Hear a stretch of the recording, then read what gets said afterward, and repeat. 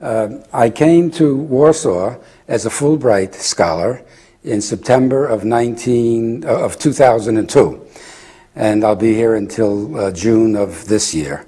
I came here to lecture, and the course that I lectured on in the fall semester was the neural control of sleep and waking, which is based on this book that I had just completed. The book was published in October of last year, and I came in September. And when the book was printed, the publisher sent me the first copy so that I could use it and have my students get it as the textbook. And what I'd like to do now is, in the short time I have, to talk about the major points in the story about sleep and waking, the neural control of sleep and waking. I begin my book with a quotation from William Shakespeare. And the quotation is, "The best of rest is sleep." Shakespeare tells us an important truth. After a full day of being awake and being active, by 10 o'clock at night or 11 o'clock at night, 2200, 2300 at night, you're very tired and ready for sleep, and you really cannot function too well. If you lay in bed and do not sleep during this period of time, as some people have trouble sleeping, the next day they are extremely tired and cannot function. So it's clear that if you're laying in bed quietly, resting, but not sleeping, it does not do it. Something has to happen, namely sleep. And when you do sleep, the next day you're ready for your day's activity again. So something during those 8 or so hours spent sleeping rejuvenates you, and you're ready to do another day. But what it is about sleep that does that is really not known. That's still a mystery. I mean, people have known from the very beginning that sleep was important, and if you did not sleep, the next day you could not function. So it's been a question that people have asked for a long time. What is it about sleep that is important? And I hate to say it, but at the very beginning, we have to admit that we do not know what it is that sleep does. However, in the last 50 years or so, we have discovered how we sleep, what happens in the brain to produce sleep and to produce waking. The modern era of biological research on sleep and waking began at the turn of the 20th century, at the beginning of the 1900s. During the first half of the 20th century, there were developments in technology in brain research, most of this occurred in Europe, that laid the basis for the science that developed in the second half of the 20th century. And World War II was the division between the first half of the century, happened in mid-century. Before World War II, there was the basic technology that was needed for the sleep research that occurred during the second half of the century. And a lot of the groundwork was laid at the beginning of the century. I'll start with describing the early developments that laid the groundwork for the advances in research that occurred after World War II. The first major advance in the area of sleep and waking in the 20th century was the development of the technology that permitted us to record the electrical activity from the brain. The instrument that was necessary to do that is called the electroencephalograph, or shortly the EEG machine. The technology for the electroencephalography is attributed to Hans Berger, who was a professor of neurology and psychiatry at the University in Jena, Germany. Used to be East Germany, now it's part of Germany altogether.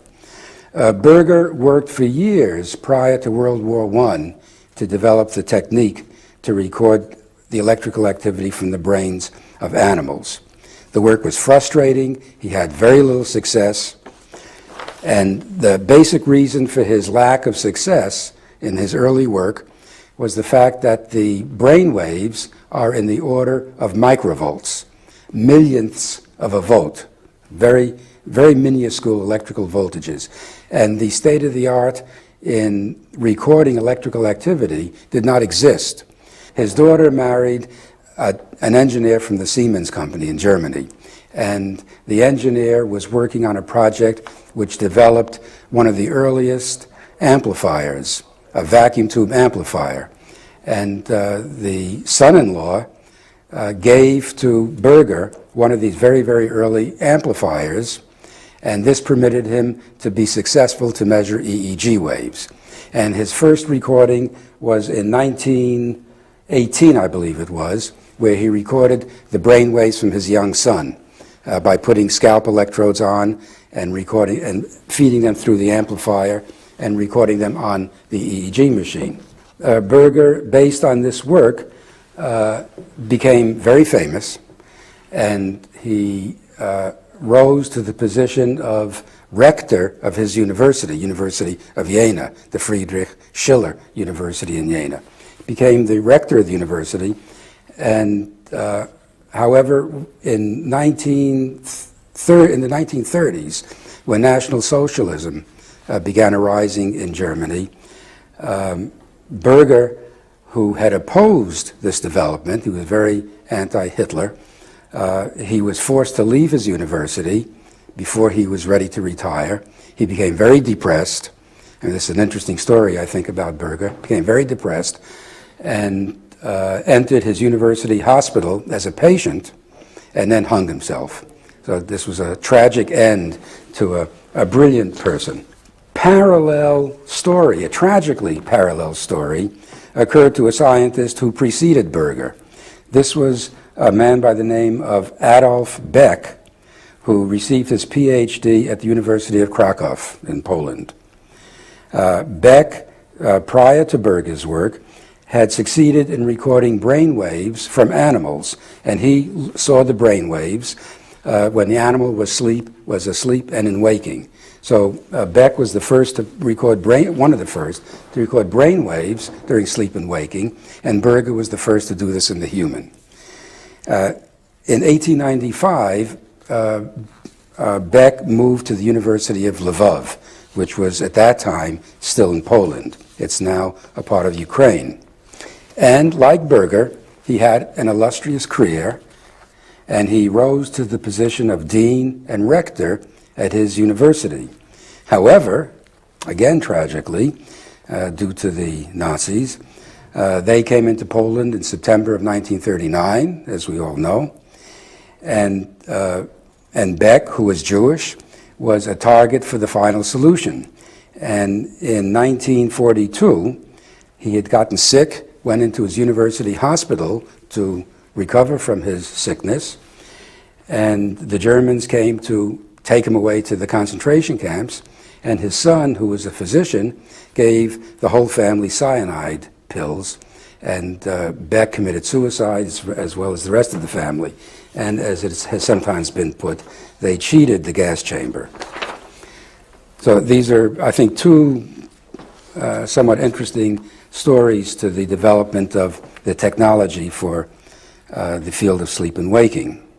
The first substantial information that we have about which parts of the brain control the functions of sleep and waking came from observations during the great influenza epidemic in 1917 to 1919.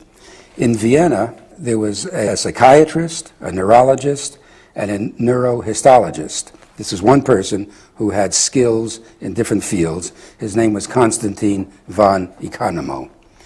He was from Greek descent, but he was an Austrian. He saw patients with the disease during the height of the epidemic, and he wanted to see which parts of the brain were affected to produce the sleep. And he had learned a recently developed stain for the animal and human brain.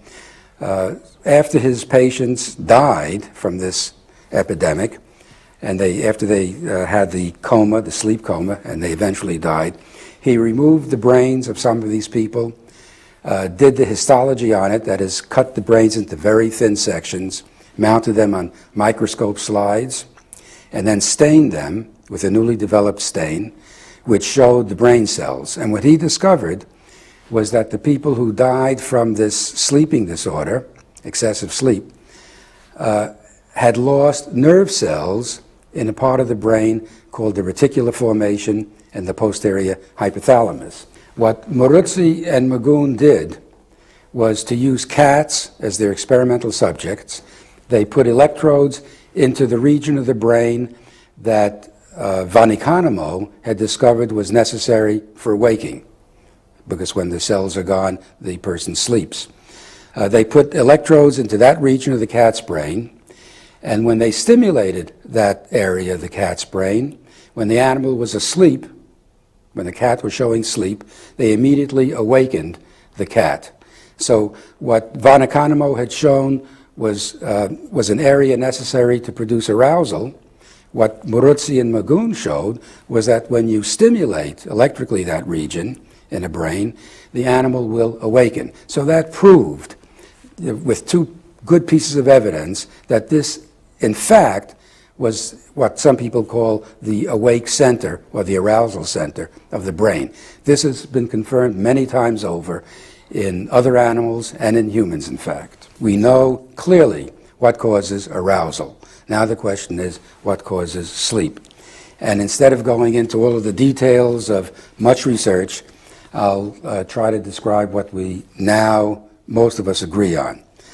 That there are, in contrast to waking, which is centrally located in the middle of the brain, it turns out that there are regions way in the back of the brain and way in the front of the brain, very far apart, that when activated will produce sleep. I, and as well as many others, have done these types of experiments where we stimulate regions of the brain. Mostly this has been done in the cat. And after half a minute, 30, 40 seconds of stimulation, the cat will turn around as though it's getting ready to rest, as cats do before they go to sleep. They walk around in a circle, and then they lay down, put the head down, and they're asleep. And here you have a cat that's interacting with you. He's awake, feeding perhaps. And if we stimulate this region of the brain, the cat will stop what it's doing, do this little routine of turning around, lay its head down, and the EEG clearly shows, as well as the behavior, that the cat is asleep. So we know that there are regions which will produce sleep, and they're in different parts of the brain. Now the question is, when you stimulate that area, what is it that you're doing that produces the sleep? And one of the experiments that I and my students did, this was one of my first experiments, was in the late 60s, early 70s, if I remember. We stimulated these regions of the brain, 2 or 3 of them in a cat, and we put recording electrodes into the reticular formation, the center of the arousal system. We had a very simple hypothesis, but no one had done it before, that when you stimulate these sleep areas, what you may be doing is inhibiting the neurons of the area that produces arousal, right? You shut it down. And we, in fact, showed that. So this was really the first good evidence that sleep is produced by an inhibition of the arousal area. The whole area of dream sleep was studied scientifically. The beginning of that area was studied scientifically at the University of Chicago. Nathaniel Kleitman, a professor in the physiology department at Chicago, had come from Ukraine. He started out in Europe, came to the United States as a young man, got his PhD in physiology, and took a professorship at the University of Chicago and started a sleep lab. Then in the early 50s, he had a few students who worked with him. One of them, Eugene Azarinsky, was put onto a project where he was told that he should watch infants while they were asleep, to watch their eye movements. And he observed that when the infants were asleep, they had rapid eye movements. He later confirmed this with adults as well. And at the same time, the EEG looked like an arousal state. So if you record the EEG from a sleeping person, they show a typical wave pattern when they're in non-dream sleep. As soon as they go into a dream state, they show an EEG that looks like they're awake, and their eye movements become very rapid. It has since been called rapid eye movement sleep. And when a person is awakened, as Azarinsky did for the first time, when he awakened, people that were showing the flat EEG during sleep and the rapid eye movements, they said they were awakened from a sleep state. And this was the first observation, or the first finding, that sleep can objectively be, or dreams can objectively be recorded. One of the recent areas of interest in dream research is to see what the relationship may be between dream sleep and memory and learning. It has been hypothesized by a number of people that dream sleep permits you to consolidate the memories that you have produced during the day. So you learn material during the day, and it may well be that during sleep you rehearse it, or something happens during sleep. We don't know exactly what, we still don't know what, but something may happen, and there is very good evidence now from a number of different labs throughout the world that that material that's learned during the day is effectively consolidated. It's stored in a form that you can recall it later. And if people are presented material to learn and then prevented from sleeping, they do not recall the material as well as if they were permitted to sleep. So something is happening in the brain, and there is a great deal of controversy as to whether it's happening during dream sleep or non-dream sleep. And there's evidence that different types of learning, motor learning, for example, versus cognitive type learning, learning a motor skill like riding a bicycle. It's a form of learning, obviously, but it's very different than learning how to solve problems. And that different types of learning may be consolidated into memory, stored effectively into memory during different stages of sleep. And that's probably one of the hottest areas now of sleep research.